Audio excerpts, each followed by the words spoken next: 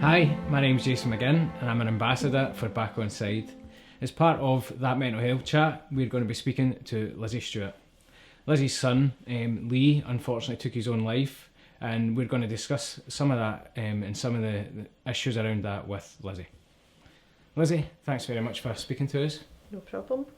So, probably the best place to start is just to give us a bit of background and sort of the story around Lee, if that's okay with yourself. Sure. Lee was 17 and was attending West College, Scotland at Clydebank, studying motor mechanics.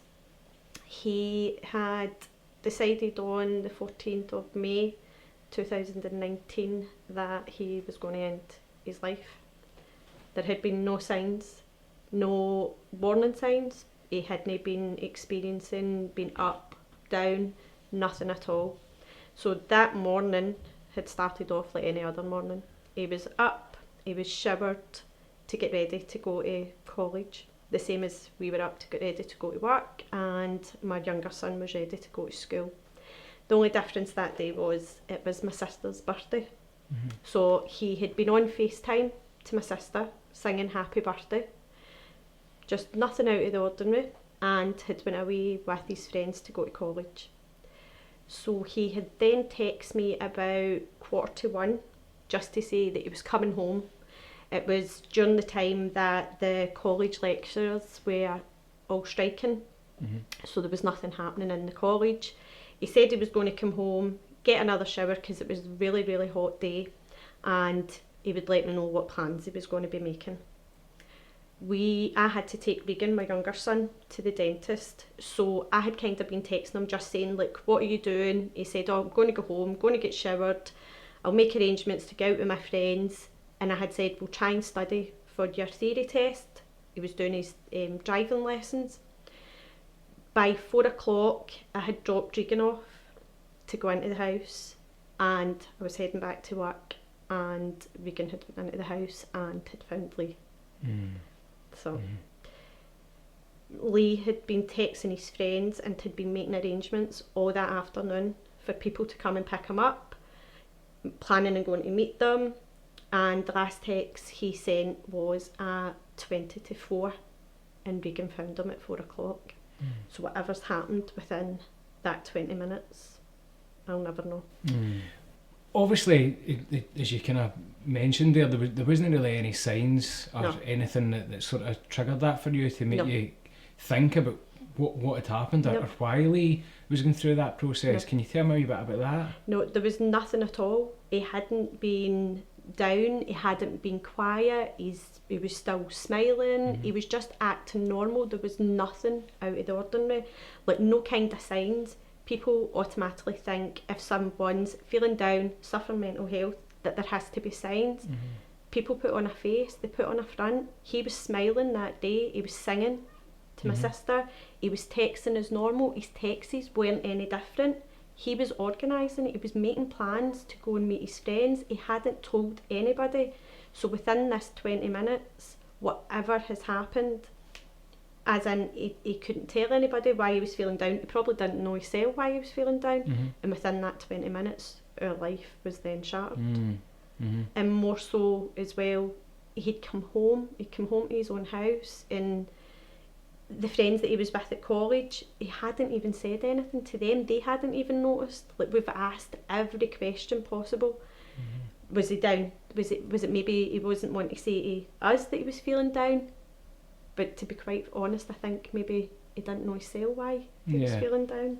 It's just something that's come on. And was there anything sort of before that and kind of lead up in the weeks? No, immediately prior to it? Nothing at all? Not a thing. There was nothing whatsoever.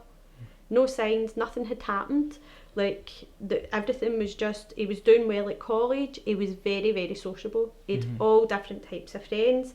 He was doing his driving lessons because he was due to turn 18 on October. And he didn't even pay for his driving lessons because my brother-in-law is a driving instructor.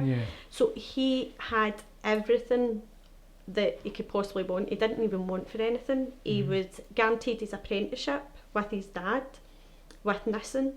So he had all this plan with his life all planned out. Like, he knew he had to finish college, he had a job, so he didn't have the worry of that, and still there was nothing.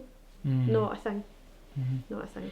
And I think probably it's important that we have a chat about that, because as you said, most people think automatically or have a kind of they have a vision of it. Yeah. That if somebody's unwell, mentally unwell, that there has to be certain signs, like a tick box, like a checklist. That's not the case. No, it's definitely not. And like, you could put anybody into a situation. Like, I could have 5 different people in front of me, and I could shout something at them, and each person could react differently. So there's no set way how somebody reacts to how they're feeling, and everybody can react differently to that. And obviously that's been the case with Lee, where he's not showed any signs. No. So obviously that's totally changed your lives, and it's obviously had a massive impact. So following on from obviously that happening, what was the kind of aftermath of that for you and the family? Guilt, because you automatically feel it's your fault, you've not seen something. We don't know what we were meant to look for or what we were meant to have seen, because we've now become part of a club that we didn't want a membership for. Yeah, of course. It threw us into this darkness of, we've not just lost our child, our child has chosen not to be here, and that's so hard to actually come to terms with. Yeah. The grieving process is the same for everybody, but when it comes to suicide, you never have any answers. You can constantly look, you can constantly say, what if? Because that's what I do. Yeah. Like, what if I went home, maybe at lunchtime to see him? Could I maybe have changed it? But I couldn't have changed it because I didn't know anything was wrong. He wasn't showing any kind of signs of, I'm feeling down. He never said he was feeling down. He never said if he was worrying about something. It was just a case of this came from nowhere. So after it, as well as us losing our son, our other son hasn't just lost his brother. He found his brother. He's found his brother in that situation. And to try and help him deal with losing his brother first and foremost, as well as the images and the things that he's seen and the things that he done to try and help Lee, has been horrendous for us, and we're still experiencing that. Regan was always the wee closed book out of the two of them. You never get two the same, they always say. Lee was always dead bubbly, really, really open, very sociable. Regan was the complete opposite. Regan was this wee closed book, kept his cards to his chest, and now it's even worse. And I'm constantly paranoid. Always asking, are you okay? If he's not saying much, are you sure you're all right? Do you want to speak about anything? And you're trying to deal with the images that he's seen, to make sure, because he was having like nightmares, flashbacks. He was obviously missing his brother. So trying to help him, plus he's now like teenage stage, so he has all this in one. He's lost his brother, he's seen what no child possibly should see. See around Lee, so obviously like you were saying earlier on when we were speaking about his character, and he was the type of person that would so open bubbly up. Yeah. He was so bubbly, he was very open. He would come in and he would tell you everything, sometimes too much detail, but he would tell you everything. And he was like, he had all different groups of friends, all different age groups. He was so liked by millions of people, and yet here I've got this boy that would tell you everything, wanted to know, like, and I mean everything, and yet that one thing that made all the difference, he couldn't turn around and say. He couldn't just text, he couldn't just pick up the phone, nothing, not a thing. If he had a bit more around education that as he was growing up, and I mean that just in a general sense, because like as like a guy who's grown up in Scotland and knowing what it's like to find it difficult how to put things into words, do you think that is something that can help other young guys? Definitely, 110% that would help, because Lee was in a male-dominated college course. It was motor mechanics. It was, if he had had to conquer. He was dyslexic. He had managed to conquer that because he was taught in school. It doesn't matter. Everybody had now. Like, everybody has difficulties or whatever, and he learned to cope with that. If he had known how to cope with his mental health state, it would have been a totally different situation. And no offence to Libby or Back on Side, but I probably wouldn't have been sitting here if I'd have known. Like I like it's part of what I've been doing with Back on Side and getting on board with Libby in the team. It's like I think a lot of people sort of maybe, I don't know, forget, but don't recognise that your mental health's affected all the time. Yeah. And anybody could it can come in anybody at any time. So it's important to keep that in check. Oh, yeah, definitely. Like, after Lee had passed away, a lot of his wee friends had decided, we're going to have like a charity football match. And I've noticed more now that they're trying to open up a wee bit more, and it is hard for boys, it's hard for males. I think because of all this, like, you need to man up, or you can't show any kind of sign of weakness, or you can't cry. Since this has happened to Lee, a lot of his friends now are saying, one, if they're struggling, two, that they're constantly checking on each other. And as much as I go, I really, now, like, that's what it should have been like, but it's now at my expense. It's now at the expense, like, my son's not here, whereas it should never have been like this. It should never have been like this. The mental health side of it should always be that everybody can speak out, and especially when it comes to males. I think it goes without saying, I think the rates of suicide, especially in young men, is way higher than it should be. And I know certainly you were kind of behind a campaign, and you were talking about things that we could do to change that. Do you want to tell us a wee bit about that? Me personally, I think the things that should be getting done is our kids need to be taught in school. It needs to be put as part of the curriculum, that they're taught about, if they're feeling down, they might not need a reason, but how to access any kind of services, how to deal with their emotions, how to just even speak out, because that 2 seconds of saying, I don't feel okay, can make all the difference.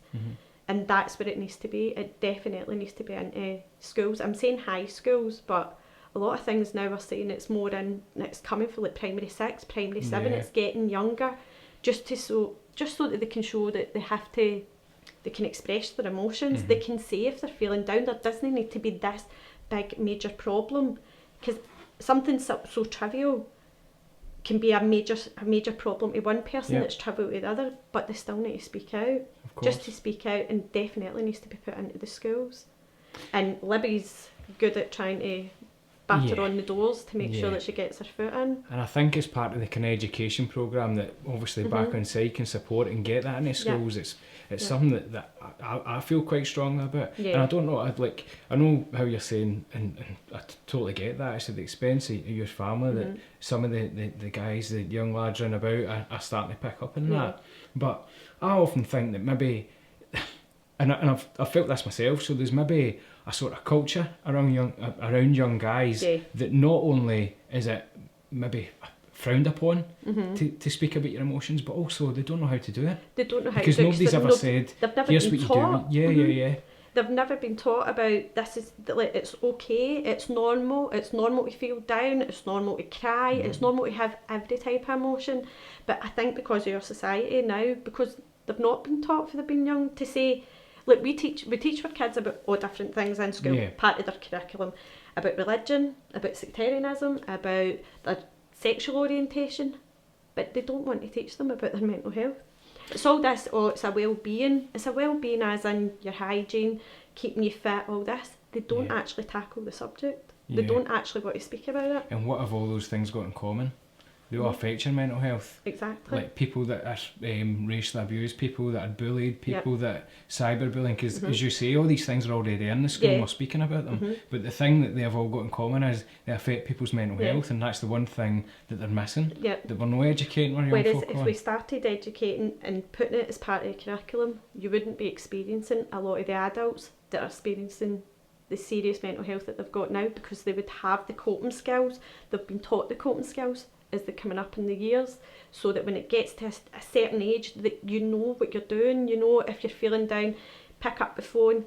Like Libby's phone's always on 24/7.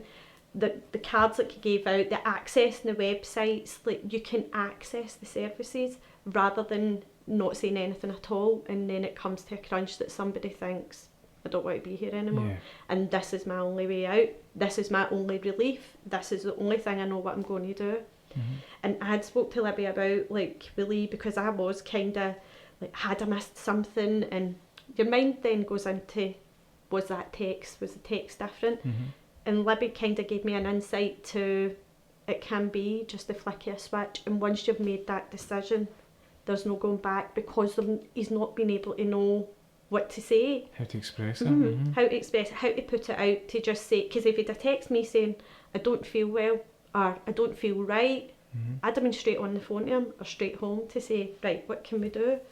But because he had no kind of knowledge of it, he probably didn't know what was up with him. Yeah. I don't know what to do, because there was no signs. Again, there was no signs, and it takes a lot of courage for somebody to speak up and say, I don't feel right, I don't feel okay, as in my mental health doesn't feel okay, I'm feeling down, I don't know why I'm feeling down, but that takes a lot of courage, and that's what people should be encouraged to do. And obviously, while we're here through Back On Side, you get support through Back On Side. Would you mind just telling us a wee bit about that, Lizzie? Libby and Back On Side have been amazing for us, especially when it comes to Regan. Libby's Regan's best friend, even though she's a Rangers supporter and he's a Celtic supporter. But it's been great because Back On Side, as well as Libby, have opened us up to, you haven't missed any signs, you haven't missed anything that had been going on, because this can happen with the flick of a switch.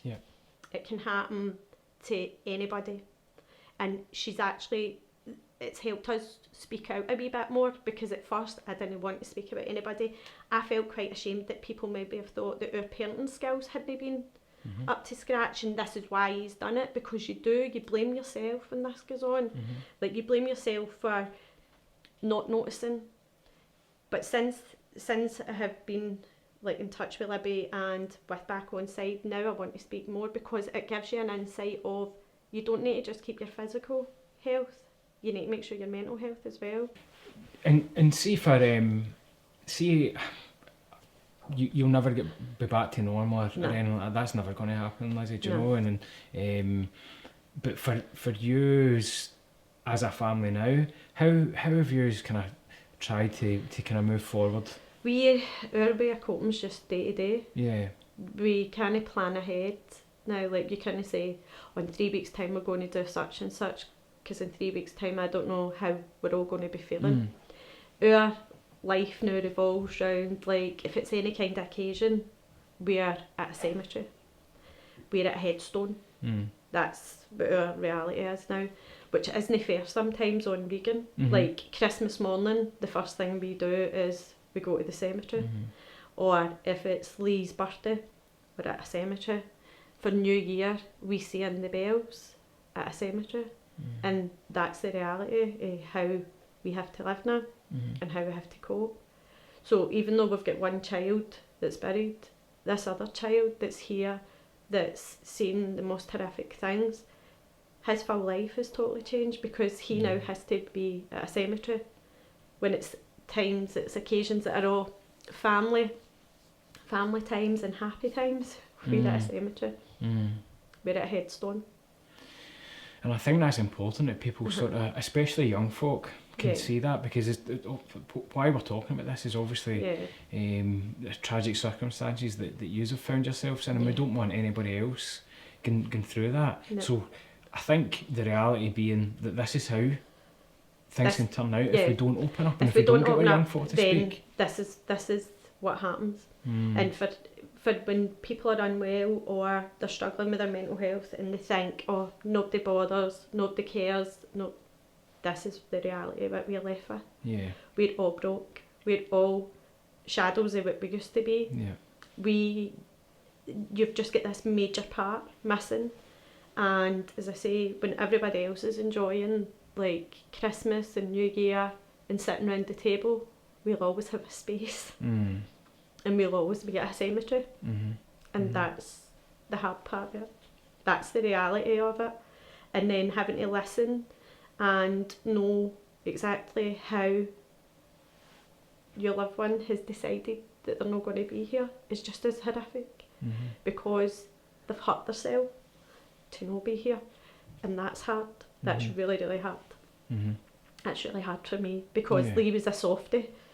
Like, Lee was a total drama queen. He would have been like, oh, I've cut my finger, oh, it was the end of the world now, like, whereas because of that, he was terrified of blood, and because of the way he was and the way he decided to end it, it's just, it takes its toll, and we'll never get over it. Never. No. But I think letting people hear that, Lizzie, that just shows that people are back on side. They've got many ways of getting in touch through text, WhatsApp, phoning in. It's no this. I think people maybe, like, even like older people, even like my age and things, would think, oh right, you have to go through this, filling in a forum and going on a waiting list. It's not like that now. Libby's phone's always on.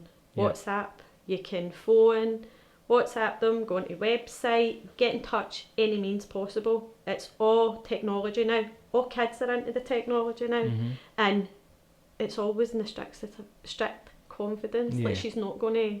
Nobody's going to divulge anything if you don't want to speak.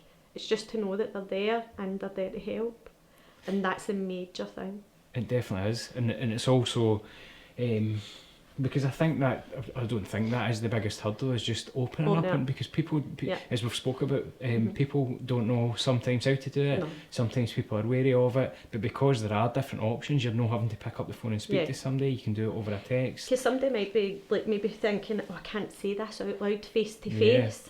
Well, that wee text, that wee WhatsApp, that wee text could make another family not be sitting in this situation. I wouldn't wish this on anybody. No. It's a torment for us now. Because even though whatever happened with Lee that day, he might be out of his pain, but that pain's just shifted onto us three now. Yeah. So it is, and that's the hard thing. But definitely the main thing is that we need to open up. We need to say there's always somebody wanting to listen, and there's always somebody wanting to help. There is. Yeah. Well, I think that's probably a good place just to finish it there, Lizzie, but thanks so much for speaking to us, and I just hope anybody that's watching or has a look back at this can see just the impact that it's got, and we take something away for that about trying to get education in place for our young folk. All right. Thanks very much, Lizzie. Thank you. You okay? You right?